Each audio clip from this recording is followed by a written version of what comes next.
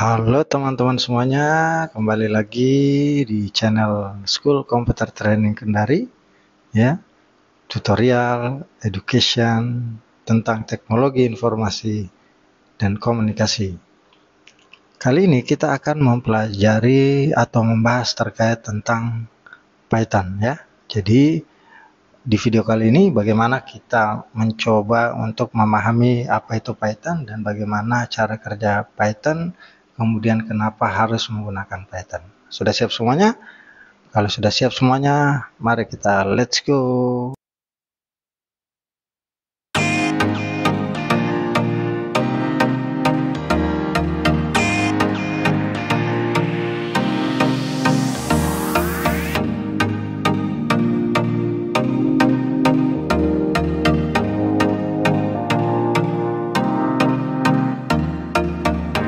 Kembali ya di tutorial tentang Python fundamental, Python dasar. Nah, mungkin bagi kalian yang sudah bergabung ke sini, ke video ini, entah apakah kalian sudah mengetahuinya sebelumnya tentang bahasa pemrograman ini, atau mungkin pengen baru mencoba karena Python ini begitu sangat populer kata orang ya, sehingga banyak orang yang mempelajari bahasa pemrograman ini. Nah, yang pertama, apa sih sebenarnya bahasa pemrograman Python ini dan kenapa banyak orang yang mencoba mempelajari bahasa Python ini? Nah, itu berbeda-beda alasannya, namun di sini saya bisa menunjukkan ke kalian kenapa sih Python begitu sangat banyak diminati oleh para programmer saat ini. Nah, untuk Python sendiri ya, itu banyak yang minat, itu kemungkinan ada beberapa faktor. Yang pertama adalah mudah dipelajari. Nah, mudah dipelajari. Jadi salah satu rintangan terbesar bagi orang yang tertarik ya dalam menekuni bidang coding adalah kenyataan bahwa bahasa pemrograman itu benar-benar merupakan bahasa mereka sendiri. Bahasa-bahasa tersebut itu memiliki aturan tentunya ya, sintaksis, struktur tata bahasa, ya, dan sebagainya. Dan seringkali kita diharuskan mempelajari kosakata yang benar-benar baru. Namun Python ya sedikit berbeda. Lebih hampir semua bahasa pemrograman lainnya. Lebih dari hampir semua bahasa pemrograman lainnya, Python itu berbeda. Python membaca dan menulis dengan sangat mirip dengan bahasa Inggris standar ya. Nah, mampu menggunakan sintaksi yang disederhanakan dengan pendekatan ya atau penekanan pada bahasa-bahasa alami. Nah, sehingga Python banyak sekali atau jauh lebih mudah dipelajari bagi pemula-pemula dalam mempelajari bahasa pemrograman.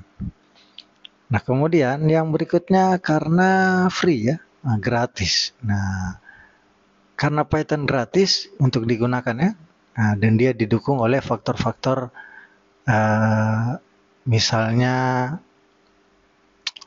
didukung oleh ekosistem pustaka, packagingnya atau package-nya yang sangat besar ya. Bahasa ini juga seringkali menjadi bahasa pilihan pertama bagi para pengembang baru gitu.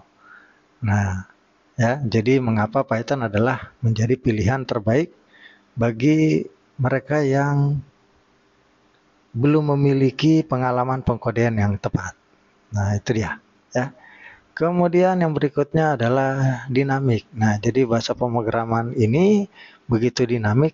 Kenapa? Karena dia bisa digunakan oleh berbagai paradigma pengkodean. Misalnya Anda menggunakan objek orientasi ya, orientasi objek ya, atau OOP ya.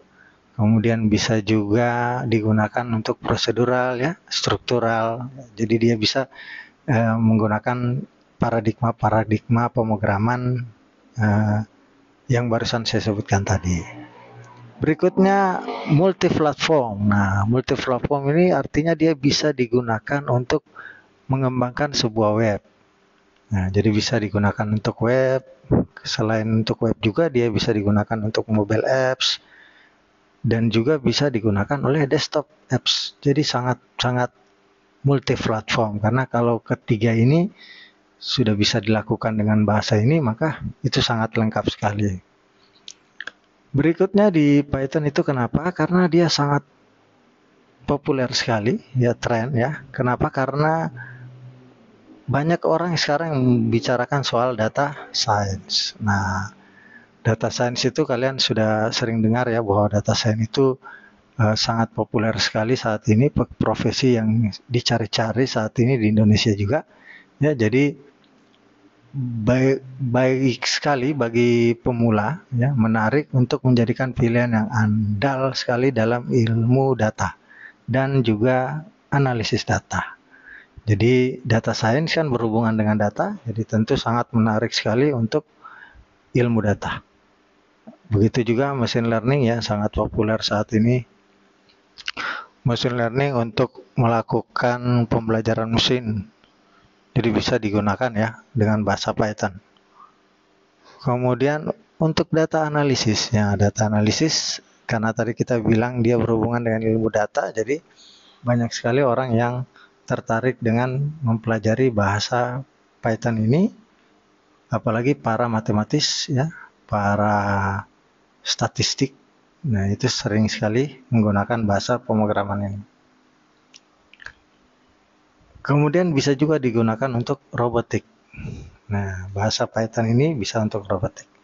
Selain itu, yang terakhir adalah artificial intelligence. Nah, kecerdasan buatan yang saat ini memang sangat populer dan sering dibincang-bincangkan oleh banyak orang. Lalu, siapa sih sebenarnya ya penemu daripada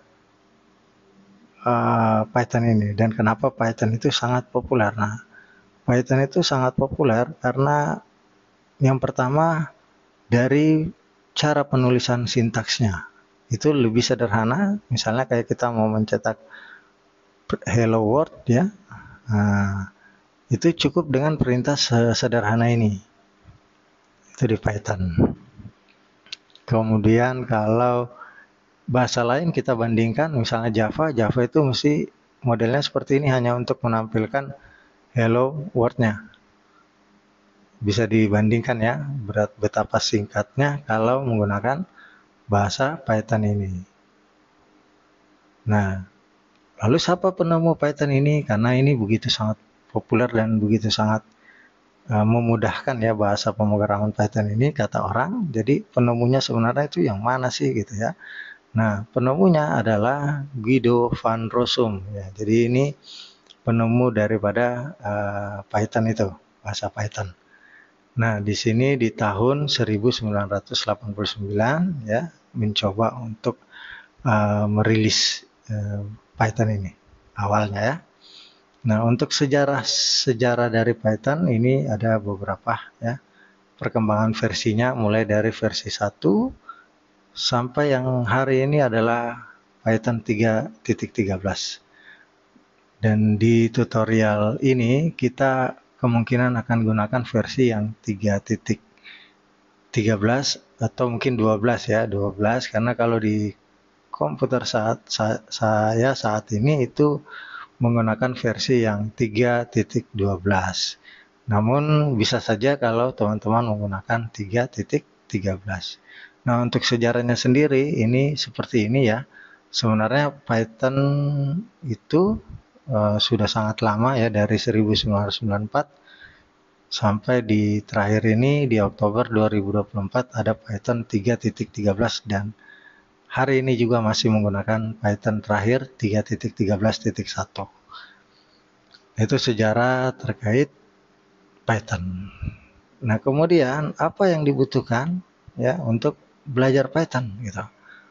Nah, yang pertama tentu kita butuhkan adalah IDE ya, atau Integrated Development Environment. Anda bisa menggunakan ini dengan aplikasi PyCharm ya. Jadi kalau mau menginstal PyCharm bisa Anda gunakan untuk melakukan pengkodingan di Python.